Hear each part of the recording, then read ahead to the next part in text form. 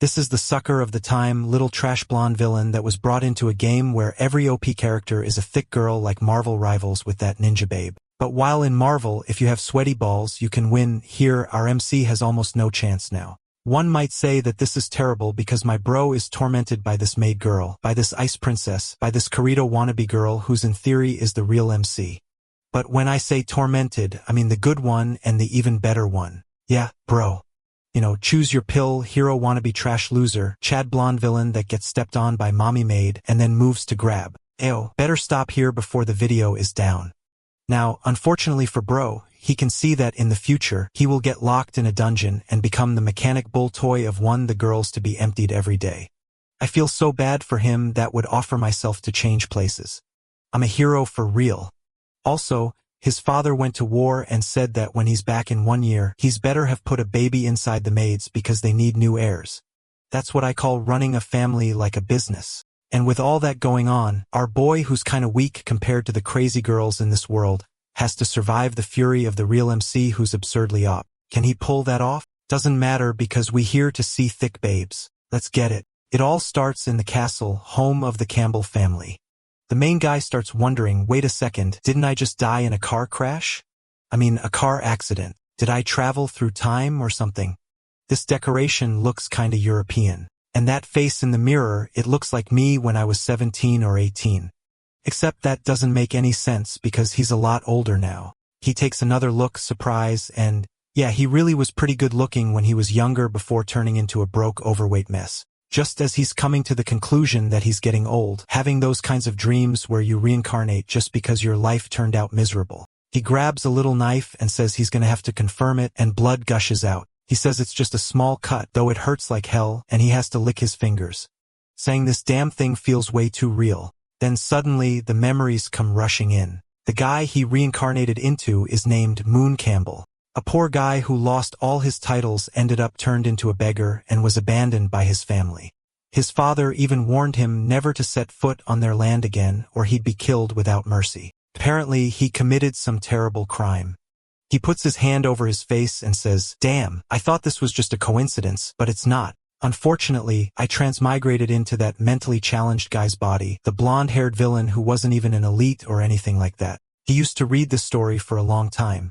It was called The Protagonist, the Strongest Woman in History. And yeah, you already know what's coming just from the title. It's a cliché story. The only difference is that the main character is a woman. She's got a family that abandons her, and then she sets out into the world, develops her skills, slays monsters, and becomes a hero. At the start of the game, that blonde dude, Moon Campbell, is one of the early nuisances, sending a bunch of people to try and take her down. But she ends up leveling up like crazy. In the end, his plan gets wrecked, he gets kicked out of the mansion, exiled, and becomes a beggar. 20 chapters later, no one even remembers his name. Reincarnating is great and all, but not in the body of a character who's just a stepping stone for the protagonist to grow. Just then, someone knocks on the door. He says to come in, and the maid enters the room, asking what happened. He says it's nothing serious, and she tells him the clothes for tomorrow's banquet have already been delivered. He tells her to just leave them there. But at that moment, she notices something odd and asks if he got hurt. He says it was just an accident, nothing to worry about. But then $10 if you guess what she does next. Yep, she kneels down and helps clean the blood. She's seriously a motivated worker, definitely deserves a raise, and she even asks him to please stop hurting himself like that.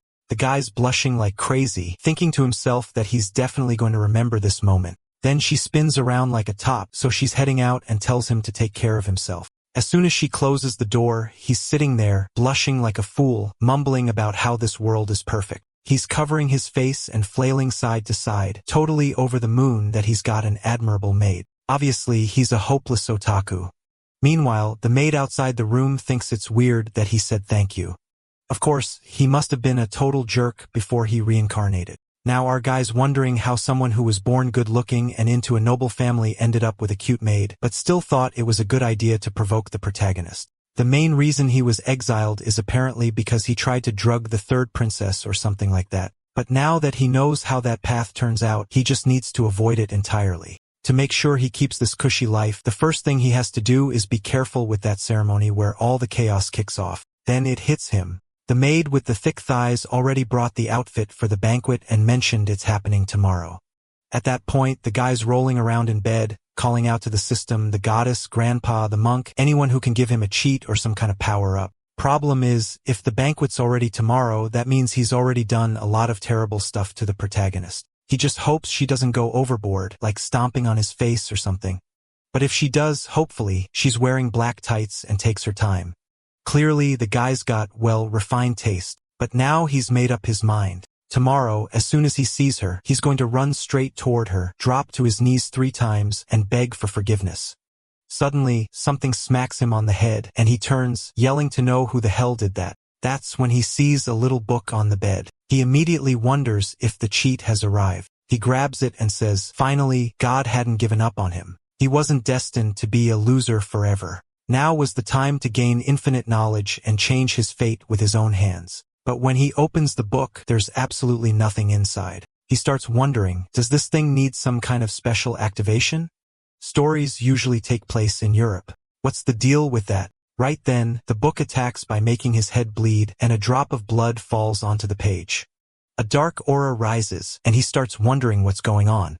His vision begins to blur, and suddenly, he finds himself with his hands and feet restrained. His neck too. He's all beaten up. Slowly, he opens his eyes and wonders where he is when this creepy girl shows up saying he slept for quite a while. He mentions that his body hurts, but she just says pain is inevitable when learning a lesson. He has no idea how sad she really is. She didn't want him to end up like this, but he's been acting cruel and selfish. He should be bringing pain to others instead of showing tolerance and making everyone hate him. That was the only way he belonged solely to her. But recently, his heart started to change, and that just wasn't going to work. Still, no matter how long it took, she was going to purify him with the love she had, and then they'd be together forever. Then, bam, a barrage of stabs, and he wakes up back in his room. Looks like the protagonist might actually like him better as a villain. But if he goes down that path, his life's going to turn into a complete mess. And if he doesn't, it's already a mess. So what's the guy supposed to do?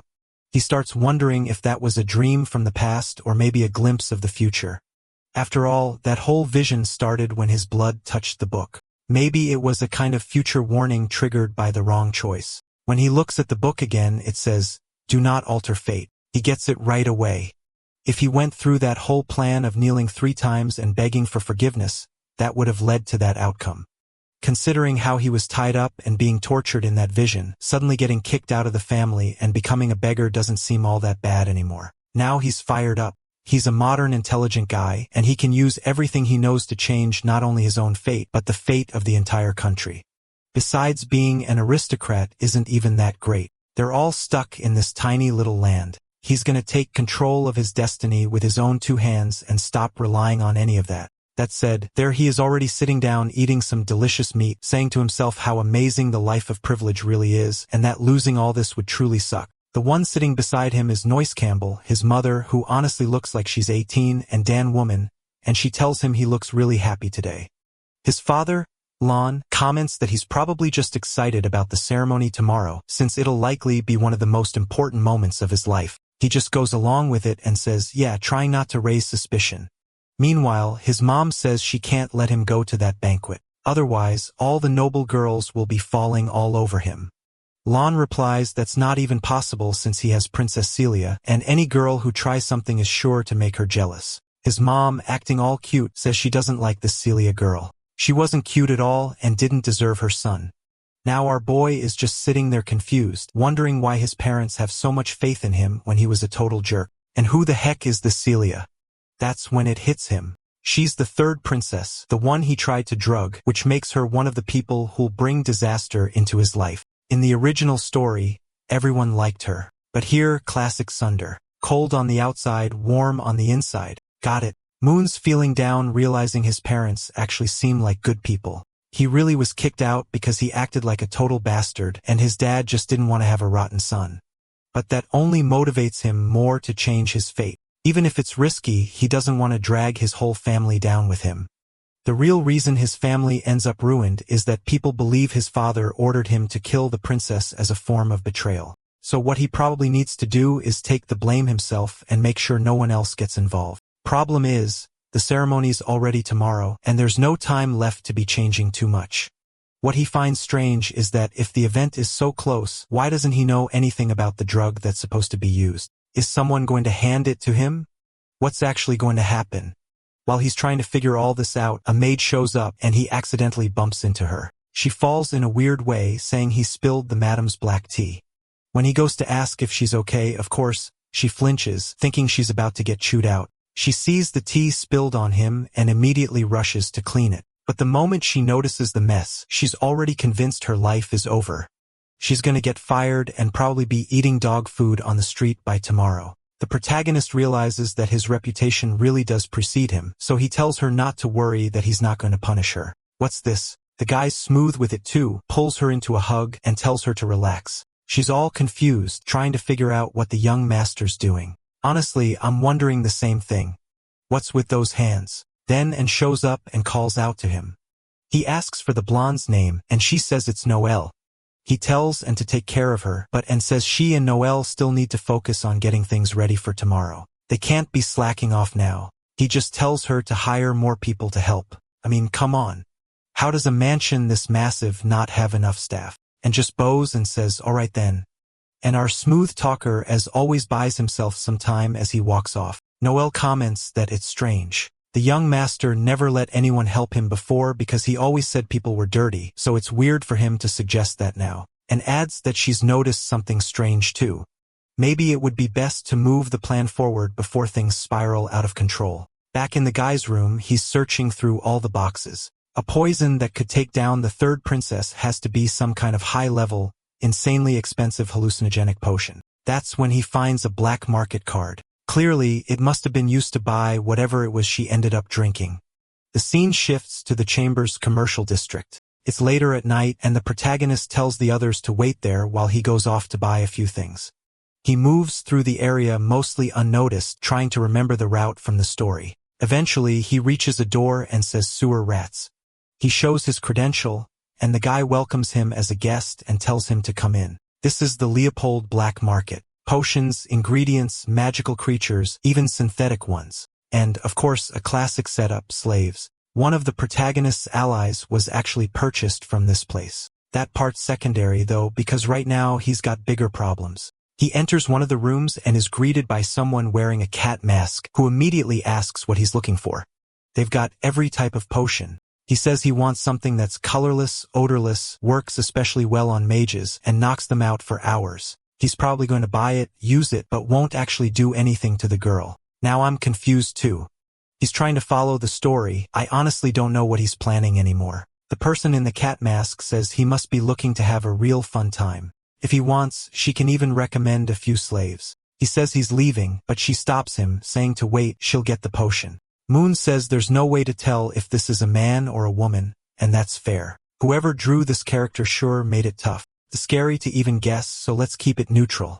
The human being grabs a potion while our protagonist is thinking about how incredible that body is. Most likely, it's a stunning woman with a powerful figure running this whole underworld operation. At that moment, the door opens again and someone else walks in. Judging by the black tights, you already know what time it is. Does our boy have an eye for detail like that too? The person says they're there to buy an extremely strong drug that targets mages and leaves no trace behind. The seller is confused. This is a potion she rarely sells, and now suddenly everyone's asking for it. Moon's taken aback. He didn't think women had that kind of taste too. He feels bad for whoever's about to go through that whole ordeal, but there's nothing he can do to help. Then the woman tosses 2 vials onto the table and says that's the one everyone's been looking for. Even though the liquid inside was bright in color, mixing it with wine would make totally unnoticeable. Just a few drops weren't enough to knock out an elephant for 2 to 3 hours. He's stunned by how strong it is. The masked coral says that if he doesn't believe it, he can try it himself. He will just have to sleep on the floor for 3 hours and still pay full price. The only catch is the cost, 130,000 Emilius, the local currency. The masked woman standing nearby, though, says she doesn't have Emilius but has another way to pay. She shows a letter, and the seller says it's hard to accept something with that kind of value as payment. She reads through it and asks if what's written is really true. The mysterious figure says the seller can use her own skills to verify it. Mysterious or not, let's be real, it's probably an Who else would it be? The seller says, alright, the potion is hers. The masked woman grabs it, thanks her, and starts heading out. Meanwhile, Moon just says to charge it to his card. The seller hands over a bonus potion and says if he combines it with the other one, the experience will be way better. He thanks her, tucks it into his bag, and asks about the info the other woman gave her. But the seller, clearly not too concerned with honesty, says they're old friends. And if he wants the information for a fair price, it'll cost him 900,000 Emilius. He gives her a look and turns away, saying he's not interested. That scam artist was trying to charge him 7 times the price right to his face. No way he's falling for that. He's from the modern world. He already knows a trap when he sees one. As soon as the door closes, the seller says she hopes to see him again soon. She then takes off her mask, and, of course, it was a woman. Now she knows exactly what's about to go down at the mansion, and she's wondering who she's going to sell all that info to. Obviously, the most interesting move would be to sell it to both sides and stir up total chaos. Could you, the protagonist? She definitely has that kind of look. The next night over at the Campbell Palace, it's full of clueless nobles wandering around, and there's our guy right in the middle of it. A mustachioed gentleman shows up with his third daughter, saying it would be wonderful if she got to meet young Mr. Campbell. She glances at our boy and starts trembling, then dashes off, dressed fluttering, yelling that her mother was calling her. Honestly, that reaction looked more like fear than anything else. The father apologizes, saying she's a bit scared, and Moon just says it's okay. That's when he starts noticing none of the girls seem happy to see him clearly. His reputation has taken its toll. Still, his father, Lon, places a hand on his shoulder and says he's impressed with how the boy's been behaving. He's really stepping up, and tonight will stop being a boy and become the man of the Campbell family. Moon thanks him and says he'll do his best. Suddenly, someone at the entrance calls for silence. The third in line to the throne of the Leopold Empire is about to arrive. Blessed with the purity of snow known as the Ice Goddess, the third princess, Celia, who looks suspiciously like Paimon from Genshin Impact. Lon says he's going to go mingle with the rest of the guests and asks Moon to take care of her. Moon goes right in calling out to the princess, saying it's been a while. He compliments her appearance, and she even has the little sparkles in her hair like Paimon. My god. The girl's got real presence. She thanks him for the compliment. He's acting all sweet and gentle. She's starting to think something feels off. Then he says she must be tired from the trip and suggests she go rest for a bit. As she walks past, all the nobles bow to her, and she's over there thinking, what's up with this guy today? He's being way too polite. At that moment, it seems like Campbell is overhearing people talking about some illegitimate daughter who apparently had a duel with her husband. I'm kind of confused too. Seems like folks don't like her because she's illegitimate, got divorced, and now wants to qualify as an heir. The rest of the party tells them to stop saying stuff like that. It's crazy talk. Ah, of course, right? Who's arriving now? The protagonist, the main character of this world, Ariel Boogard, the one with black hair on the left. Honestly, she's pretty basic, but it makes sense. If you think about it, protagonists are usually kind of standard, black hair, plain face, and there she is acting all normal greeting Mr. Moon. He's all awkward and respond that he's doing great and welcomes her. But then, out of nowhere, this big guy steps in and asks how she can speak like that to the young master. She was being a bit casual, and our boy tells the guy to shut it, saying it's fine. She can talk however she wants. He's already been polite enough. At that point, she practically has a mini meltdown. She's wondering why this guy who used to treat her like some terrible illegitimate daughter now suddenly knows how to pronounce her name. Her friend is watching Ariel all confused until someone reaches out a hand and calls for Miss Leah. Another one startled because Campbell knows her full name, Miss Leah Angel. He reaches out to take her hand, but Ariel slaps it away and tells him to knock it off with the scheming. She grabs him and tells him to listen. She's here because of his father, so he better not try anything shady. If he even thinks about doing something awful to her or Leah, she'll make sure he never walks out of there alive. With that, she walks away. I already like her. She's putting on the righteous hero act, but we both know she wants him to cause trouble. Moon's thinking that, just like he expected, dealing with the protagonist is going to be rough, but he says he doesn't really care. Once the night ends, she'll go her way and Hope go his, and they'll never see each other again. Not long after he gives his speech, apparently, it's his birthday. Who knew? Looks like he turned 18. Everyone claps and calls him amazing. The guy almost has another episode, but now it's time to get down to business. He looks around and spots the Paimon look-alike chilling by the mirror. He walks up, introduces himself, and apologizes, saying he hopes he's not being rude. He asks for the honor of a dance. Oh my god, does he think he's royalty now? She accepts, of course. That girl, though, she's rocking some serious firepower with that outfit. Whatever accessories she's wearing look like they're practically bursting out of her. Meanwhile, the nobles are all stiff and awkward, flanking around, and the protagonist is off to the side eating cake while watching him dance with the third princess. She compliments his steps, and he says he's still a beginner. She knows how much he's changed and says now he's finally acting like a noble. What she finds odd is how his dance invitation earlier went. Warrior, I shall grant you the mercy of a dance. Be grateful. He awkwardly tells her to forget that, says Taliva in the past. The music plays. Let's go, people. We're deep in the plot now. They're dancing.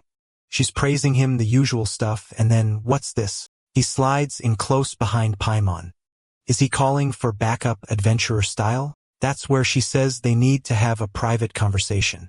She already knows this marriage is just political arranged because of their families. He replies that if she wants to cancel it, they can work together to make that happen. She pulls back slightly and says they'll talk more about that later. Then she asks how about they head to his room right now. Ma'am, he's caught off guard, but it's too late. She's already pulling him away. Off to the side, there are two mischievous maids watching everything unfold. They're whispering about how that girl went off with that mentally challenged master. You know what word they're thinking?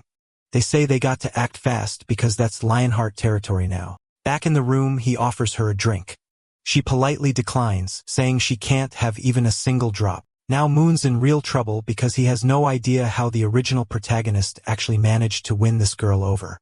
On top of that, still he needs to give her the potion. But if she's not drinking anything, he has no clue how he's supposed to pull this off. He asks what she likes to drink and she says coffee. But then she quickly changes and offers to have black tea instead. Turns out black tea or wine are the only options available in that place. She looks a bit puzzled, but he waves her off saying he'll go fetch it. Meanwhile, she's sitting there kind of confused. He seems so enthusiastic about making that tea. Obviously, he's back there slipping the potion in. Honestly, I thought it was the sleeping potion, but out of nowhere, he says this one drop makes someone fall in love. On top of that, there's another vial he decides not to use. He's not so sure about its effects. Just then, she calls for him, which startles him, and he quickly turns around saying it's almost ready. But, oh boy, in that quick spin, some of the potion spills all over the place and the other vial. Turns out it was an aphrodisiac. He's relieved that none of the potions leave behind a magical trace. That is, until he looks down and realizes a good chunk of the potion hit the floor. His original plan was to sell a little of it to make some cash. But now that's out the window. As he brings the tea over, we see someone peeking through the window. Paimon, well, the third princess, comments that the Campbell family's black tea is strangely red and shiny. He says it's an extremely rare herb from the east, a real delicacy. She goes along with it and tells him to drink it first. Our boy goes, what, Paimon? Don't trust me? Moon Campbell, the honest young noble. But she just replies that those who serve should always taste the drink first. That's basic noble etiquette. When he lifts the cup to take a sip, though, she snatches it right out of his hand and says his looks better. They should switch. Oh. One little sip later, and she's already looking woozy. I thought it was going to be aphrodisiac, but nope. She wobbles, drops the cup, and passes out right onto the sofa. Moon's thinking it was a smart move to make sure both cups were dosed. According to the original story, the protagonist's supposed to burst into the room and try to kill him any second now. He needs to look suspicious, so he lowers her skirt a bit, unbuttons part of her outfit, takes his shirt off, and says it looks perfect. Anyone walking in would assume exactly what he wants them to. Looks like he's really aiming to be condemned this time. The only problem is nothing happens. Time passes. Half an hour goes by and still no one shows up. That's strange because in the original story, she storms in to deal with the situation immediately. So what changed? In the story, the protagonist is walking through the halls, someone bumps into her, spills something on her dress, and that's how she ends up walking in on this mess. That's when he remembers. Maybe the one who spilled the tea was Noelle. But earlier, he told and to let Noelle rest, which must have thrown the entire chain of events off. Oh, look who's opening her eyes while he's still locked into his master plan. The girl's getting up. Turns out the aphrodisiac must have landed in the cup she snatched from him. Now he's standing there, confused, wondering why the room suddenly feels cold. Then, bam, a hand grabs his face. A blast of freezing magic slams him to the floor. He begs Peyton to calm down, saying he can explain. But she shuts that down, saying there's no me for explanations. Let's just say that. That's when he realizes something's not right with this girl. He says he's going to get a doctor. Too late. His wrists are already pinned. She murmurs that her body feels cold and his feels warm. He begs her to calm down, but nope. She dives in with a kiss. The guy's praying that Ariel shows up to save him because if not, this little act is about to become all too real. Speaking of a tough one, there she is, walking through the halls, annoyed that her dress is stained. Then she hears some strange sounds. That's when and shows up and tells her this area is restricted. Ariel finds it odd and quickly offers to clean her dress since that's the issue. She casts a spell. The outfit looks spotless, and Ariel's pretty impressed that even the maids around here know magic. That's when one of the maids casually mentions something about a pachichi cake, saying they'll be served at the party, and right away, the protagonist lights up with joy, thanking her all cheerfully. And gives a little smile, but then turns around with that classic evil look on her face. Of course, Ariel's not that dumb. Or wait, maybe she is. She senses something off like the smell of blood in the air, but then brushes it off, saying she's in the Duke's mansion and isn't getting involved. Besides, she's confident that Paimon can handle that spoiled brat on her own. Nothing beats cake, so she's not worried about any of it. Nearby, those same shady maids are wondering if Ariel was the target. The one with gray hair says no. She was the target of a guy named Number 9, but she managed to kill him even though it was a higher rank. The darker-haired maid tells her to hurry up, warning that if Campbell shows up, the mission could fail. But her partner says not to worry. She already checked the situation, and the action was in full swing. Meanwhile, our boy is a total wreck, scratched up, exhausted. What the hell happened? Wait, nothing actually happened. He was just struggling to defend himself. And now, Paimon wakes up, puts a sword to his face, and demands his final words. He tries to calm her down, but she just says he's going to the afterlife without saying a thing. Starts to panic. He's not even sure if he'll get reincarnated again. So he blurts out that his intentions came from real love. He's there, glowing with emotion, hoping the gods grant him a second chance, only to almost get his neck sliced open. She coldly says he really is disgusting. He apologizes and asks her to chill, saying they didn't even go all the way. But she snaps back that he's filthy for even calling those sincere actions. If he had actually tried to win her over with real effort, maybe she would have accepted the marriage. But instead, he went the sleazy route, drugs and trickery. He tries to explain that he never meant to insult her. She cuts him off and orders him to get on his knees. Then suddenly, something on the other side of the door catches her attention. She grabs him by the neck and forces him to command everyone outside to leave. She throws him to the floor and tells him to get dressed and deal with whoever's at the door because he's about to die anyway. The poor guy's stuck between three awful options. Get killed by Sully, be hanged by the king, or end up trapped in some strange dungeon by a mysterious stranger. Wait, was that the protagonist? No. It looked like some other lunatic. Meanwhile, the other girl is casually putting on her tights, saying he'll be dead any minute now. Moon opens the door to see who it is and jumps. It's that same maid saying they spent some time together and she brought food. He tells her to set it down and thanks her, but then he realizes he's never seen her before. So who is she? She says she was hired to help with the banquet, which she finds strange considering no maids or new staff were supposed to be brought in. She agrees and then suddenly dashes forward, knocking him down. In that moment, he realizes her real target is Paimon. She leaps in with 2 knives. Boom! An explosion. And when he looks up, at least the Ice Queen managed to defend herself. Paimon demands to know if her idiot brother sent this assassin. The maid replies that, unfortunately, the details are confidential. In another room, we see golden orbs floating and whispering that the princess will be killed tonight at the Campbell estate, and that will be the end of someone. Not sure who this white-haired girl is, but she seems to know what's going on. Back in the room after that explosion, the maid backs off, admitting that Paimon's magic is way more dense than expected. But her expression changes when she hears the incantation, because now Paimon's charging him with an ice spear and almost skewers her through the skull. While the two go at it in a brutal clash, our guy is thinking, when gods fight, mortals suffer. There's literally nothing he can do. He tries to open the door again, but it's sealed shut. They're still going at hard. He hides behind something, realizing that damn, maid must have cast some kind of barrier spell to keep anyone else from getting in. And then he notices something, the change in plans to bring in outside staff that was made just yesterday. The only way a plan could have been prepared for this in advance is if someone's been leaking information. He nearly gets hit by an attack, and all he can do now is pray that Paimon wins. But then looking over at her, still standing there all fierce, even beaten up and gripping that spear, he starts wondering if that's really a good thing. She might just kill him too. Honestly, maybe it wouldn't be so bad if she die here. No one would ever find out. That's when the maid says Paimon really is a genius, and Paimon responds that she can already feel someone using gravitational magic to mess with her footwork, meaning there's someone else involved. She demands the maid say who it is or else both of them are dying here. The maid just says that, as the rumors claimed, Paimon truly is a genius. Paimon snaps and tells her to shut up and speak. Who's behind this? If she wants a chance at being spared. But the maid says she's not here to kill anyone, just to buy time.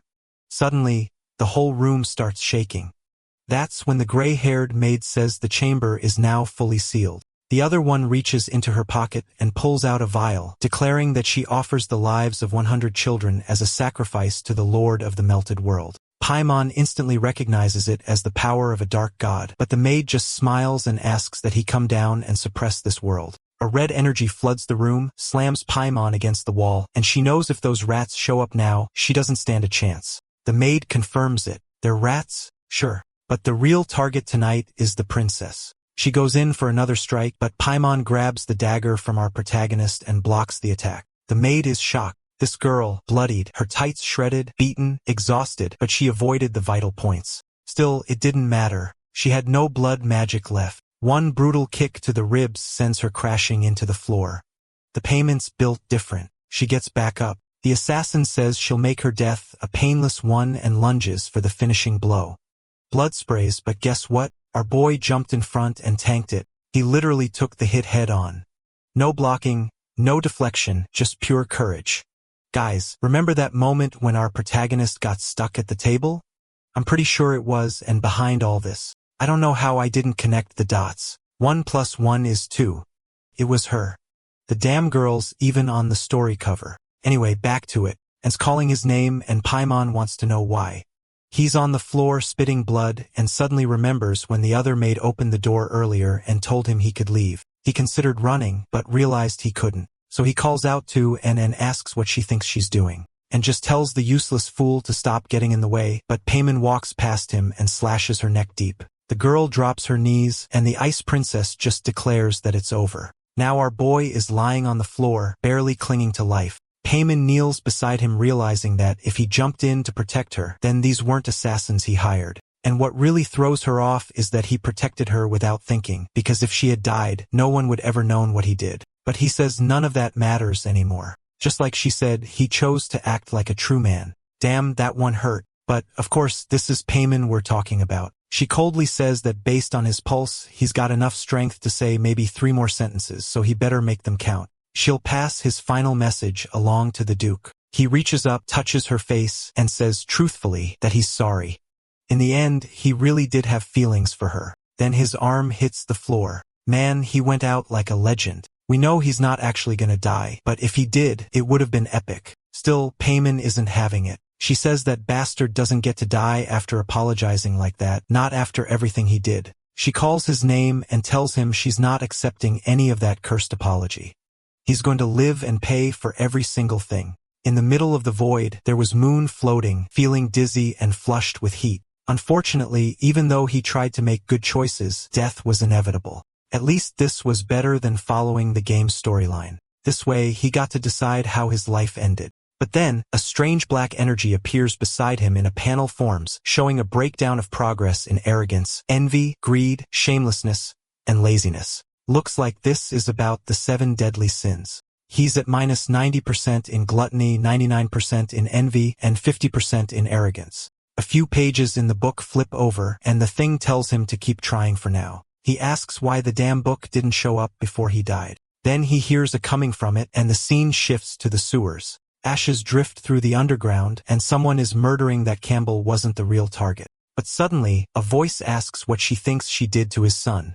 Oh boy.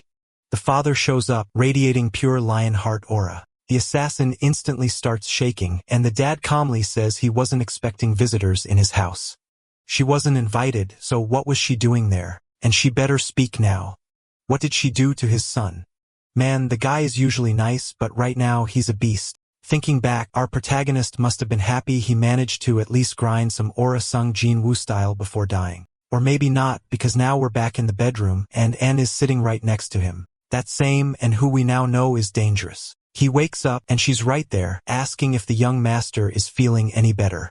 She asks if he needs a doctor, and as he tries to get up, saying he wants to go to the bathroom, the pain in his chest hits hard, and he falls right into the soft sheets. He apologizes, saying his legs feel strangely weak. But now, he needs to be careful. He can afford to be kind with her. She's absolutely not to be trusted. She tells him that his fiancé asked her to take care of him, so he should know she'll be staying close for the time being. Then she says she's going to help him bathe and immediately starts going for his clothes. He quickly asks her to calm down, saying that just now he started feeling better. She says fine. She let him be independent, but still picks him up and takes him to the bathroom. He tells her to get out, that he has stuff to take care of, and a little later we're back in the room. Soon after, she tells him he slept for 3 whole days, and it was Princess Paimon herself who asked her to look after him. He barely survived, lost a huge amount of blood, and went without oxygen for too long. He got lucky that Paimon managed to use some magic to keep him alive. Hearing this, he realizes she probably didn't say anything about the potion incident. But then Anne says the princess did mention something important. What she actually reveals though is that they uncovered the whole assassination plot. His father captured one of the attackers and tortured the truth out of them. The problem now is they still have to kind of apologize to the king. His daughter was put in danger inside their estate. But the weirdest thing is that he didn't receive any punishment at all. Apparently, Princess Paimon said something to the king, something that led to him being forgiven. Man, I just summed up like 15 giant dialogue bubbles. The story really gets carried away sometimes. Our guy collapses back onto the bed, finally feeling relieved. In the end, things didn't go that badly. But Anne immediately leans in close, asking why he looks so tense. What happened? Did something happen between him and the princess in that room? Remembering how she said she wanted something warm, he quickly denies it, saying there's no way he'd do something that bold, he'd be sliced to bits. And laughs and tells him to go ahead and drink the medicine while it's still warm. But as soon as he takes a sip, he gags, it tastes horrible. He asks what the heck that stuff is. She explains it's a tonic to help him recover and rebuild his blood supply. And then we cut to 3 maids standing outside the door, whispering about how whenever he eats something sour, he usually whips everyone. But today he's acting really strange. They start wondering if they should go report this to the madam, but he just tells the 3 of them to stay put and not say anything. It was just some regular medicine. Then he shoves the whole thing on the spot. The maids close the door, a little spooked while he sits there looking confused, until he suddenly throws it all up. Man, it looked like he vomited straight crude oil. And the worst part, he's gonna have to drink that thing 2 more times if he wants to fully recover. And casually mentions that if he wants, she can make him some pancakes and even a little tea. She hands him a slice of cake, and he thanks her, saying she's way too nice, said she even deserves a raise. She lifts her skirt ever so slightly, and says she appreciates the compliment, but she's off to finish the rest of her tasks. On her way out, she tells him to check the nightstand. There's a letter for him, but then he suddenly calls out to her, asking her to wait a second. During their earlier conversation, she mentioned that he'd already taken that sour medicine 4 times. So how's that possible if the moment it touches his mouth, he throws up? She answers calmly. She puts sugar in her own mouth and passed it to him. He relaxes for half a second until the image finally clicks in his head and he processes what just happened. Now he's screaming into his pillow, but truthfully, he's lying there all cozy on the bed, thinking that if something like that really happened with his big sis, life might not be so bad. But then he suddenly remembers he also kissed Paimon. That's when he goes to grab the letter, and it says she now considers him half a man. He sighs in relief, at least the crime situation was avoided. A little while later, his mom's all emotional relieved that he made it out alive despite how dangerous everything got. He downplays it, saying it was nothing serious, but she tells him to go look in the mirror. There's a crater in his chest. He shrugs it off, saying it's just a scratch. As long as he survived, he's fine. His dad agrees, saying a scar like that is more like a medal. It's thanks to him saving the princess that they were able to avoid the disaster this could have turned into. Now that I think about it, there's not a single normal maid in this entire world. Even the one standing next to him now looks like some towering warrior. Moon says he wants to know everything that happened. His dad explains that the 3 assassins were captured. Took a lot of effort to get them to talk, but eventually they got some info. Turns out they weren't trained death warriors or professional killers. They were followers of someone called the Withering King. Moon's confused. He doesn't remember that name ever coming up in the original story. His dad explains that he's some kind of ancient dark god responsible for countless horrors. And if the price is high enough, his followers will take on any job, even kill their own parents. But he tells his son not to worry. He's already given the order for those people to be wiped out completely. The protagonist is stunned, and his mom reminds him that his father earned his current position through military merit. Bold as always, our boy says he's proud to be his son. It's well-deserved. What he really wants to know now is whether they figured out who's truly behind all this. His father, however, says no. All the captured hunters were bound by a strange curse. The moment they even tried to say the person's name, they burst into flames and died instantly. The black market was completely wiped out, but no real evidence was found. Moon finds it interesting that his dad destroyed the black market since that also happened in the original book. In the story, they killed his favorite. Wait, favorite for what? Furious, the father sent the royal knights, and they burned the whole city to the ground. That massacre lasted 3 months, and even the sewers ran red. At least this time, it ended much more quickly. On the other hand, this was a big event for Ariel in the story. It was a major growth arc for her. Classic protagonist moment. She'd fight off tons of enemies, and her aura would evolve significantly. But now that development won't happen, and all of it changed just because he gave the maid 2 days off. Later that night, it seems like everyone in the house just tells him to get some rest, but he doesn't have time to rest because the story just keeps going off the rails. And the worst part is, the more things change, the less he can rely on what should technically happen based on the original book. So he's put together a pretty complex plan: survive, prevent that awful ending where he's tied to a table and getting violated, get stronger, and above all, stop trusting the book. He sits there thinking it through, then admits, no, that doesn't really make sense. He needs to be a lot more cautious. The truth is, he still doesn't know exactly who that person was from his vision. It didn't seem like Ariel, and it wasn't Sully either. So who the hell was it? He drops onto the bed, realizing there's no point overthinking it. For now, the priority should be getting stronger. As the son of a duke, he has plenty of resources to build power. The only problem is that all of it's just too conventional. And to make things worse, the original owner of the body spent an entire year in a prestigious academy and came out of it with nothing but a trash-tier light spell. Still, he is the son of that powerful guy, so he's gotta have at least some kind of talent, right? No way he's that weak. But even so, he knows he'll never reach the same level as the protagonist crew. In this world, she's known as one of the chosen by the gods, completely out of reach for any normal person. Paim is a great example. She received divine authority from a cold goddess, and ever since, she's just been growing non-stop. And that kind of divine power isn't something you can overcome with sheer effort alone. And then there's Ariel, who ends up being blessed by insanely beautiful elemental spirits, not just one, but more than 10. What a miserable life. What's really miserable, though, is his situation. No matter how hard he trains, there's no way he can surpass someone like her. But that doesn't mean he's just going to sit still either. At the very least, he needs to be strong enough to defend himself, especially if Ariel ever decides to come after him. On the bright side, it seems like he might be able to unlock new talents. With a snap of his fingers, the black book appears, but smacks him right in the crotch. He yells at the damn thing to stop showing up and hitting him every time. Then he hears this strange whistling sound, and the book opens up and starts flipping pages. Now it's retelling everything that's happened over the past few days, and he's annoyed because the thing is way too detailed. The way it's written, it makes him sound like some shady creep trying to do something awful to that poor girl. That's when he notices something odd. One of the words in the text, assassin, is glowing red. Suddenly, a strange energy surrounds him, and he yells at the book to give a warning next time. Now he finds himself in a new room. He looks around and quickly realizes it's not the same dungeon from before.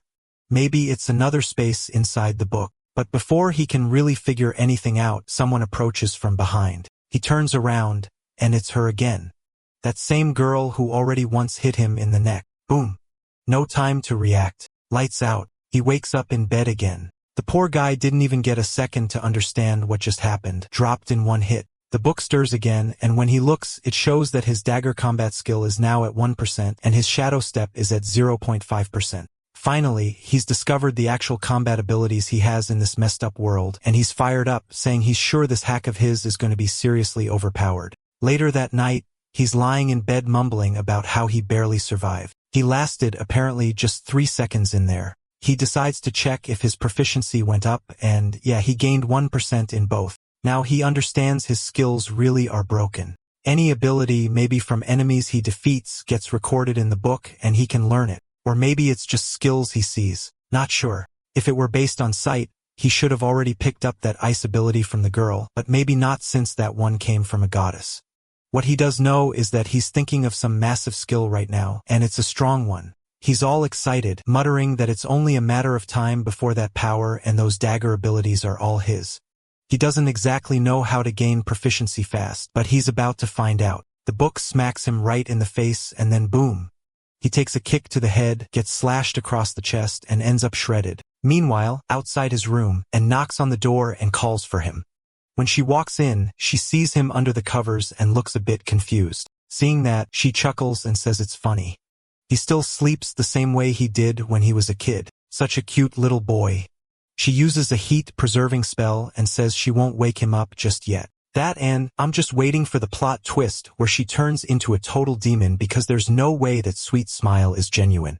As soon as she closes the door, he pops out from under the blanket, grumbling that the cursed book hit him right in the groin, or maybe he's just getting hit by some cheap tricks. Either way, he's determined to jump back into that dream until he finally beats her. The sun rises, and by that point, he had already tried 185 times. That's some next-level mental resilience. He dies in every single attempt, but now he's lasting 30 seconds. He gets hit with a wave of exhaustion, bumps into his tea, knocks it over, and crashes to the floor, completely drained. But finally, he had found a way to get stronger. The only problem, the pain of dying in that illusion feels very real. He thought he could game the system. At the moment he died, he could just re-enter and ignore the fear. But nope, that was impossible. And now, after a full night of effort, it's time to see the results of all that grinding.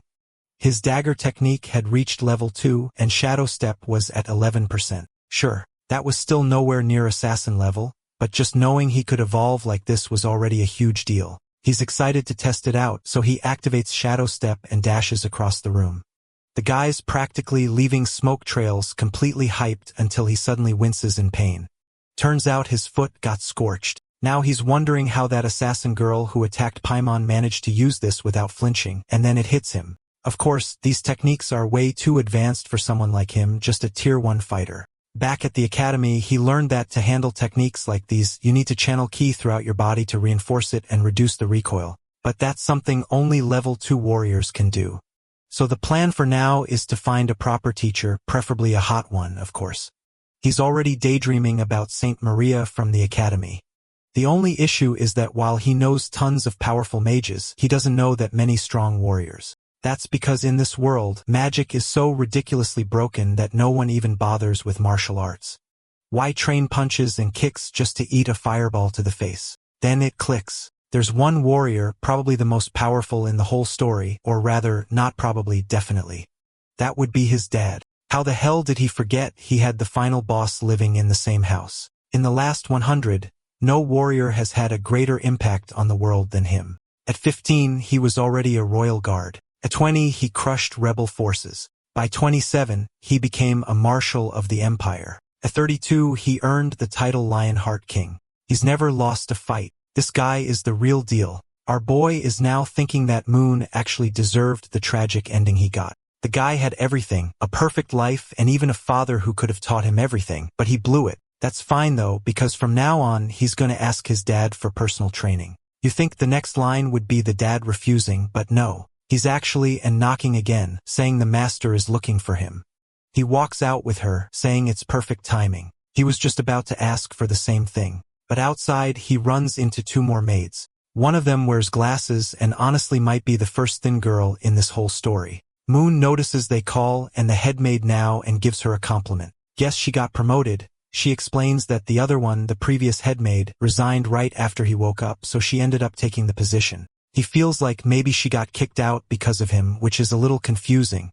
But she tells him not to worry, that even though she won't be the headmaid anymore, she's still part of the household. And that's when his mother gives him this very peculiar hug. Alright, illustrator, let's maybe tone it down a bit. Yeah.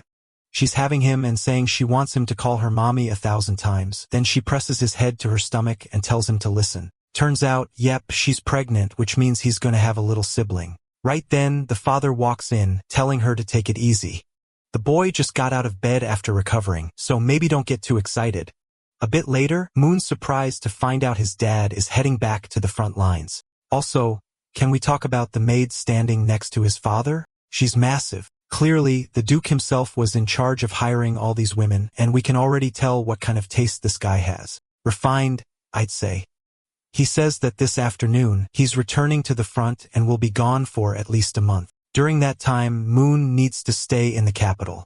He turns to Miss Faye and says he's counting on her to look after everyone.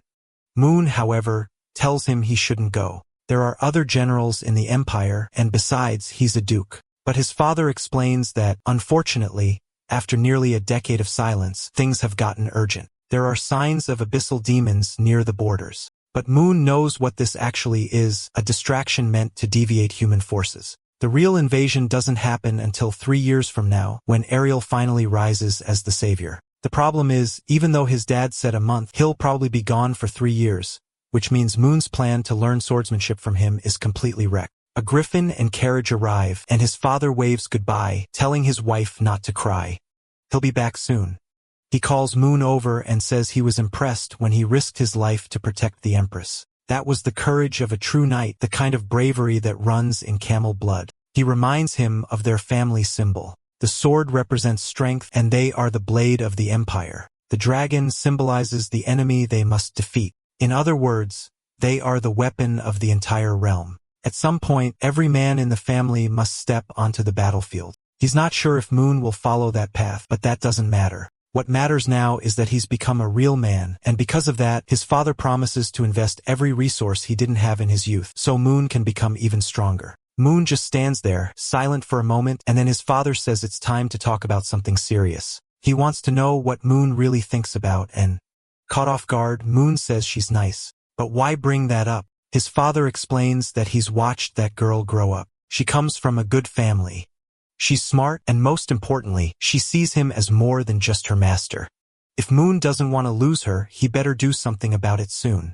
Now Moon's standing there totally thrown off. What is his father even talking about? The Duke decides to be blunt. The family needs more heirs. His wife's only just now having their second child, and with him going back to the front lines, there won't be time to make more. Moon nervously mentions that he's technically engaged to payment. His father brushes it off, saying that's just political. Even if they do get married in the end, she'll be the main wife and can be the secondary. Then his dad's face turns serious. He delivers the final verdict. In 3 years, when he returns, Moon better have a child. That's it. That's the plan.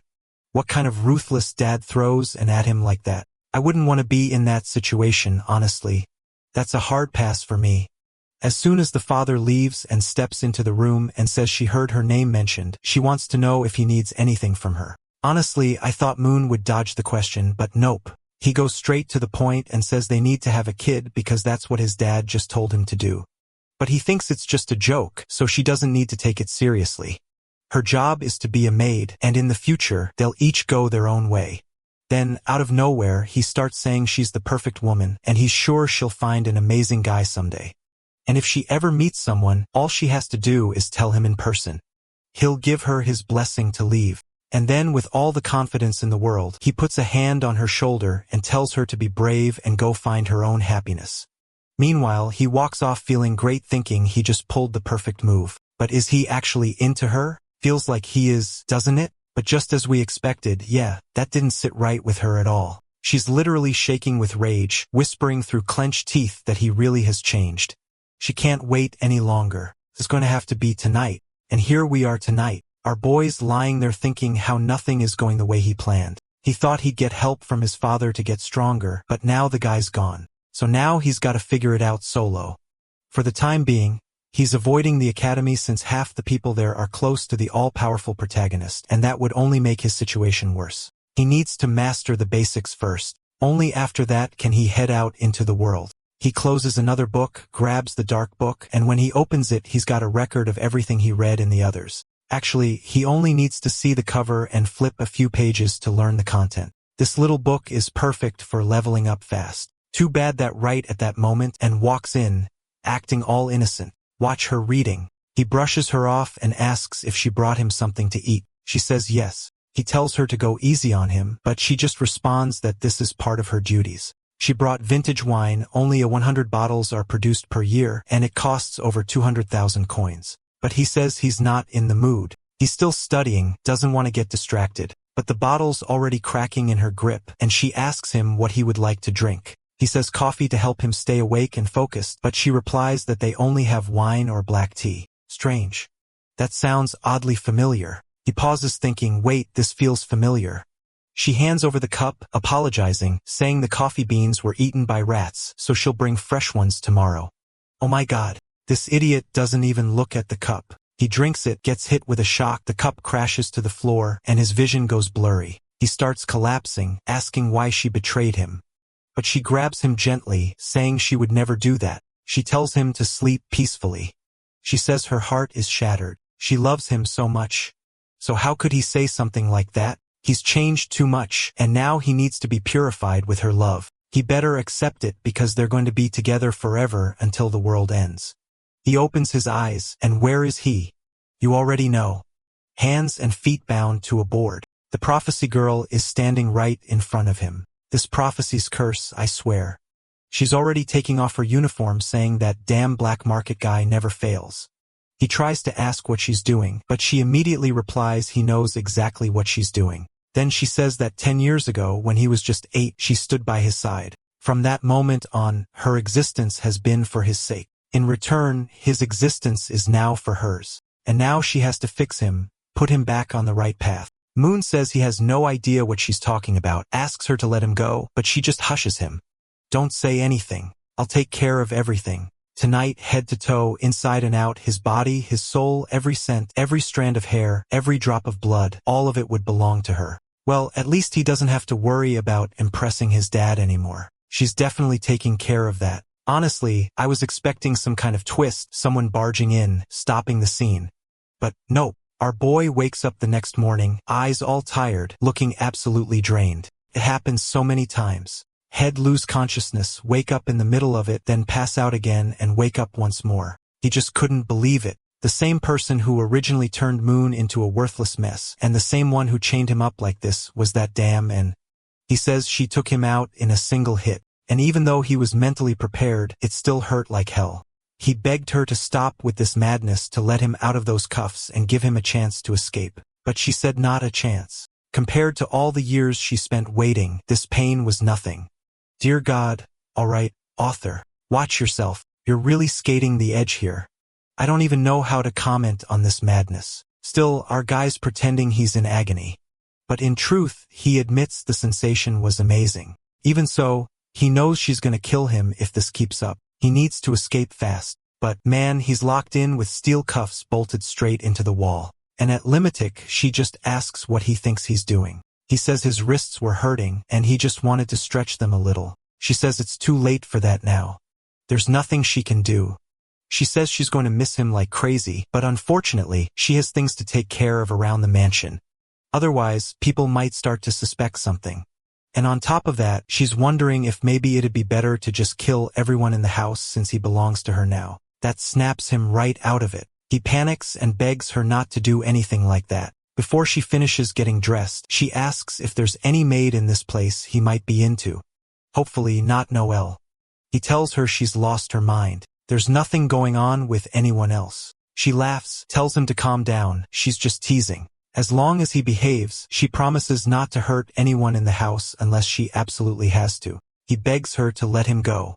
There's no way she seriously plans to keep him locked in here forever. Suddenly, the magical cuffs click open with a snap of her fingers. She just tells him not to try anything stupid. The core of this room is a sealed space reinforced with steel from some tower no one's ever heard of. Translation, it's basically impossible to get out. He asks if no one will find it suspicious, but she says not to worry. She told everyone that after hearing his father's speech about becoming strong, Mu decided to return to the academy. So Noah's going to question his disappearance for a while, and she assures him he doesn't need to worry about a thing. She'll bring him 3 meals a day like she always has. Obviously, you should trust her. She's been doing this for years. And then, wham, she lands a clean hit. The guy's writhing in pain. Honestly, this made his way past the line now. It's hard to tell if someone out there would willingly agree to this level of insanity. She waves goodbye, he yells for her, but the door slams shut. He never could have guessed that out of everyone mentioned in the prophecy, it would be her. And every time he talks trash about the situation, the next thing he says is always how good it felt. That much he can't deny. The problem is, he knows that if this keeps up, he's not going to survive. Even though she mentions some kind of magical sealant, he decides to try the door. He grabs the handle and pulls with all his strength, but immediately drops to the floor in agony. The entire room is made from pure steel, magically enhanced. There's no way out. Finally, the book shows up without slapping him in the face this time. Moon tells it straight. He's got no chance. This woman has as much power and potential as Payment herself. Even if he started training now, there's no way he gets strong enough before dying. But the book just stays open and he figures, alright, he's got nothing better to do. May as well train instead of moping around. But then wait a second. As he opens the book, he realizes the one he read last night had the equation to get through this exact situation. Next chapter, he's already knocked out 199 200 push-ups. At least his body's still holding up after the brutal night. First, it was Payman. Now it's Anne. What the hell is happening to this guy? He's not mad about the pain. What really gets to him is that he can't do anything. He's always the one being overpowered. But next time, swears he's going to be the one who takes her down. That thought barely finishes forming before she shows up, smiling and saying the day's work is over. So, Moon, talk is easy. Now let's see you act. And Kersey is already saying she feels like a wife coming home after a long day. So cute, she says, like this is all perfectly normal. She's brought him dinner and even prepped a bath at the perfect temperature. Good grief, how am I even supposed to describe this? She asks if he wants to eat, take a bath, or, well, you know. And this line, little punk, after all that talk, he's already headed straight for the bath, sinking in like he's trying to relax. But judging by the look on his face, relaxing is the last thing he's doing. He mutters that he's not a child and doesn't need help with this sort of thing. Someone, please, set this poor boy free before I get banned for reading this. She says that now that his body belongs to her, she has to take care of it. She even tests his hearing while he's mentally screaming that he absolutely cannot lose to this ender. Dinner time rolls around, and he thanks her, says the food tastes amazing, grabs the plate, and starts eating. He asks what kind of meat it is, and she casually replies it's from some rare 3-horned giant bull. She made it especially for him since it's known to enhance physical strength. He tells her never to serve him that again, but she just smirks and says he's already eaten it dozens of times. She's been feeding it to him in secret. He stands up done. Says he's tired of this. He's being kept locked away, not even allowed to see sunlight, and now she's feeding him all this weird stuff. If she doesn't let him out now, down he goes again, knocked out cold. Poor guy. What can you even do? Once again, the food was cursed. She even whispers for him to enjoy it because the night's going to be long. When he opens his eyes again, it's clear the guy's been wrecked. She apologizes for the night before saying she got scared he wouldn't survive, so she took it easy on him this time. Yeah. This monster of a guy didn't stand a chance. He said he was gonna dominate or whatever. He got crushed again. She tries to talk to him, but he completely ignores her. So she says that since he's been a good boy for 2 days straight, she'll grant him one request. He immediately asks for freedom. She says that's impossible. He asks for new clothes. She says that's also impossible. He looks at her like, what kind of wish is this if I can't ask for anything? She explains that the highest level wish he can make right now is something like choosing when he wants to eat tomorrow. And listen, on the site I'm reading this on, there are people in the comments saying the protagonist is suffering too much, and they're willing to trade places with him just to take some of the heat off the poor guy. So he sighs and admits, yeah, choosing what to eat is better than nothing. He thinks back to this time of year. He used to enjoy specific seasonal wine and some special fish. She comments that the fish he's talking about comes from Lake Baipor, which is way far off. He plays it up, saying that he used to be a free spirit. Now he can't even decide what to eat, stuck in confinement like this. If he can't even get a little fish from Lake Baipor, then what's the point of life? She calls his name but then says, fine. she'll get it for him. Immediately, he grabs her arm and thanks her, all grateful. And this guy's throwing in hearts now. He says he's suffering. But is he really? He wishes her a great day at work and tells her he'll be waiting at home for her. She short-circuits on the spot, completely flustered, and then suddenly runs in, kisses him, and he's just standing there stunned. I don't even know at this point. Is he playing 4D chess, trying to mess with the villain's head? As she's leaving, she mentions that the journey to Lake Viper will take until tomorrow afternoon, so he better get some rest. And once she's outside, she's visibly holding herself back, muttering that she almost couldn't control herself. The young master really is the cutest thing in the world, and she can't wait to bring him that fish just to keep spoiling him more. While he's thinking that maybe, just maybe, he'll finally get a moan of peace and a full night's rest, he figures that means it's time to pull out his favorite treasure, the book. Gotta grind a little more in those simulated training spaces. It looks like he's asking to enter a simulation called the Space of 1,000 Locks based on one of the books he read to level up his ability to break magical seals. Meanwhile, somewhere under the rain and brewing storms, someone's warning a certain girl that Lake Viper is extremely dangerous right now. She should back off. As the person reaches to grab her hand, she activates a power and stabs him in the hand, saying no one but the young master is allowed to touch her. If he tries to stop her again, she'll feed him to the fish. The old man just grumbles that if a crazy woman wants to die, he won't stop her, but she should know. Lake Viper's master is awake. The guild's been watching and they confirmed. It's a monarch-class creature, and lifts her hands and says, "Ah, that explains this weird weather." The boatman mutters that she better leave him 300 coins. He's got to deal with his injured hand now. But even more than that, she shouldn't mess with the Adventurers Guild. They won't let her walk away unscathed. She's just got a bucket full of coins sitting in the ice. He asked her again, does she really want to go? She needs to understand how dangerous this is. She's not grasping what it means to make enemies out of the main Adventurers Guild. But she flatly says she doesn't care. They mean nothing to her. She's doing this for love. Then we cut to a group of adventurers gathered near the lake. One girl holding a staff is saying she can't let anything happen to Rod. After this mission, she's finally going to confess. Someone snaps at her, tells Erica to focus and stop daydreaming.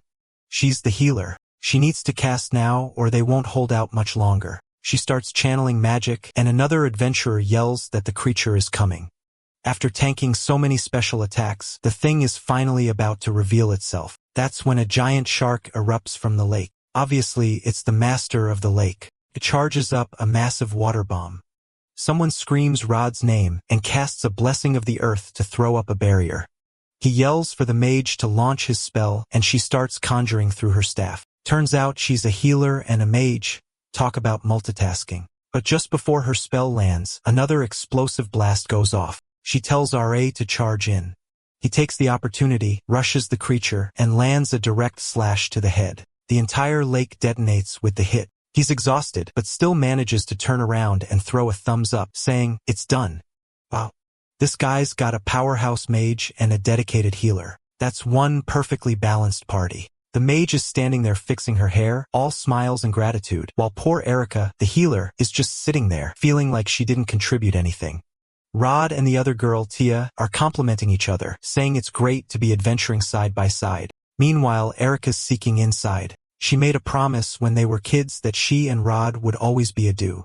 She's been working hard for years, but it feels like he never sees her anymore. She was the first one by his side, and now she's just background support while he's clearly falling for someone else. Ty is still healing him when Rod suddenly calls out to Erica, telling her to snap out of it and help dissect the lake monster. But then, something feels off. They hear a strange sound. The surface of the water grows murky again, and then, boom, water blasts upward into the sky. Everyone ducks immediately.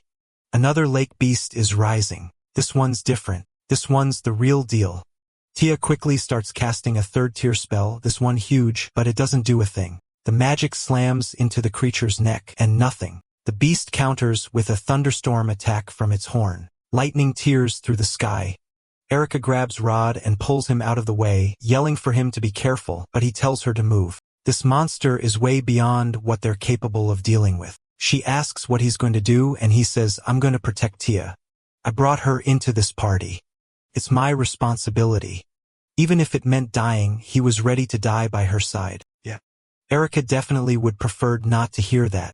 Rod charges forward while from a distance, someone's silently watching the whole mess unfold. Of course, it's incurious to witness the power of a monarch-level beast firsthand. If dragons had this kind of strength, she figured she'd finally be able to get that specific part to feed the young master. But why is she always trying to feed him monster meat anyway?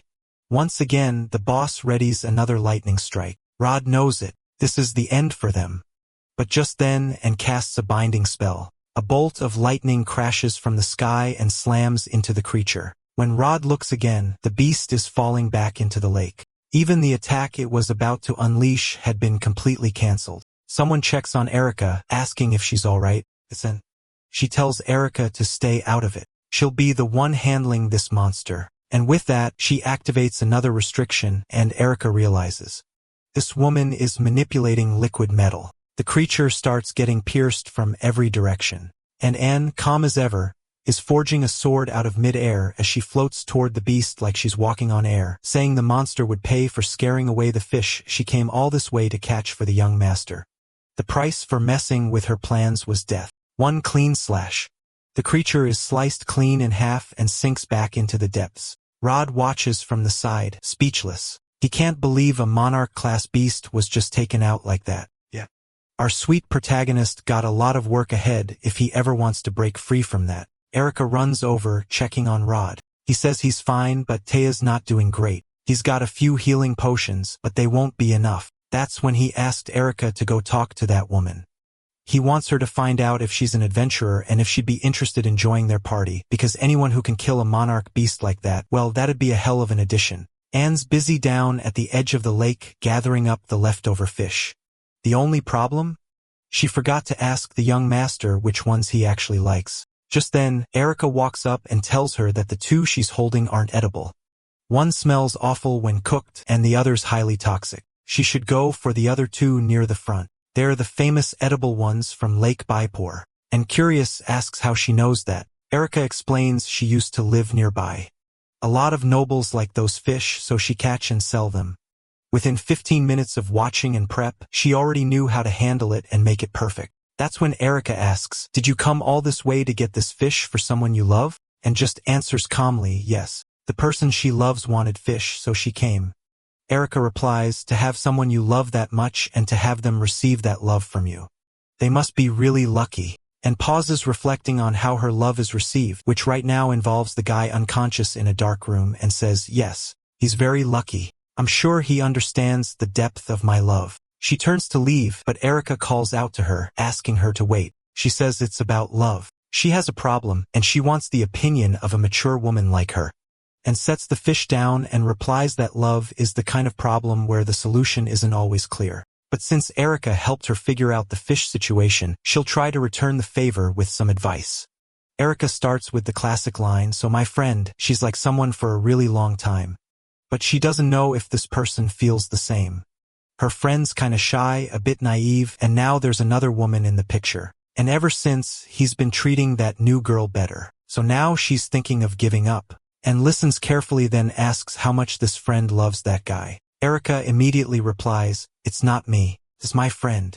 And cuts the act. Enough with that, just say it. Erica finally admits it. Yes, it's her. She's loved him since they were kids for over 10 years. And looks her dead in the eye and asks, "Would you give your life for him?" And Erica says, "Not just my life. I'd do anything for him, even if the whole world stood against me." Oh boy. Here we go. Another one completely off the rails. And just nods and says, "Well, sounds like you already have your answer then." If her love really runs that deep, there's nothing left to ask. She needs to follow the true voice in her heart and give everything she has to the one she loves. And more importantly, she should really think hard before making any choice she might regret later on. As and walks away, Erica's left there deep in thought, replaying that whole follow your heart speech.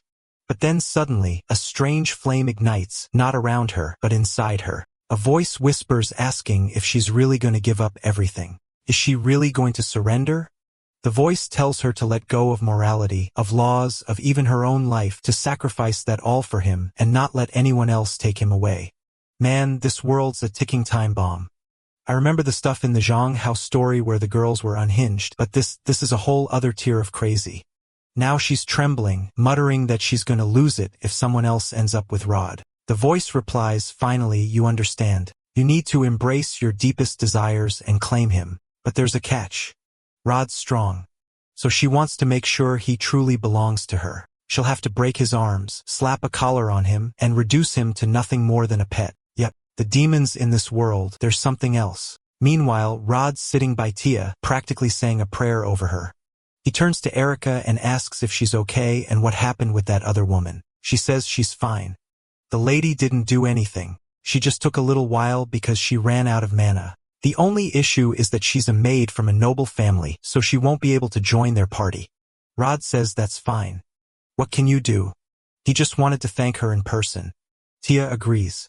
If it weren't for that woman, they'd all be dead. But then Tia adds that she noticed something strange, a weird mark on Erica's chest. Erica quickly covers it up and brushes it off, saying it's nothing, probably just from the impact earlier or some kind of magical backlash.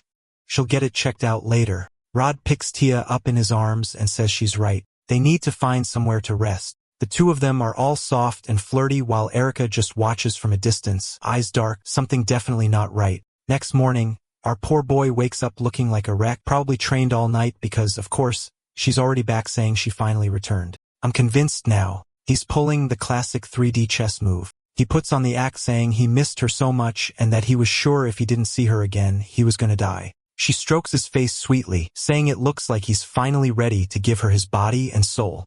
She apologizes. It's just that Lake Viper was really far away, and it took longer than expected to bring back the freshest fish.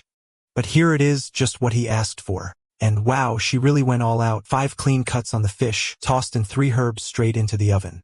The presentation is ridiculous. He's hyped, saying it smells amazing, and he's already reaching out to try it. She makes the airplane sound, feeding it to him, and he thanks her, tells her she should try it too.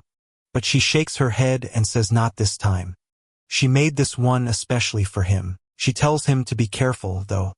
Fish have lots of bones. He scoffs, says he's not a kid, but the moment he takes a bite, something gets stuck in his throat. Immediately, she leans in and says she'll take care of it. He panics, how? And she, completely deadpan, says she'll press her lips to his, use her lung capacity to pull it out, and that'll clear his airway. He tells her she's absolutely insane. That doesn't even make sense. But life is cruel, and our boy suffers a tragic fate. Next chapter. Yeah. We jump straight into chaos. She cheerfully says the problem solved. She pulled the bone out. He mutters a tired thank you and just starts eating again, if only to get her to stop talking. A little while later, he finishes his plate and admits it really was excellent fish. I'll give you 25 cents if you can guess what she wants to do next. But he shuts it down, tells her not now. He needs a break. That's when she pulls out the psychological cards and asks, so are you getting tired of me already? But our boy is slick. He says that, according to the experts, it's not good to exercise right after eating. Could be bad for the body. And if a child were conceived in that kind of state, it might not be born healthy, and the pregnancy could end up being complicated. And, of course, interprets all of this as him being deeply concerned about her, and she gets emotional. She says, all right then. You make a good point. I'll come back tonight to continue our little work. Before leaving, though, she casually mentions that she passed through the famous city of Sivite, known for its custom-designed outfits. He asks what that has to do with anything, and she says she bought a, combat outfit, something fierce and full of armor.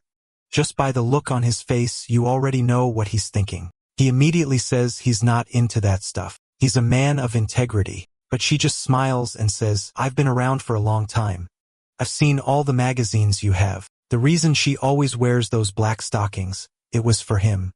And the poor guy is stunned. He always thought that was just her personal fashion choice. But he has to admit, yeah, she nailed it. He did like them. She laughs, calls him agreeable, then waves goodbye and tells him to take a nap. Just like that, she's gone, and he's still stuck in that room. Man, I'm seriously hoping our protagonist escapes soon.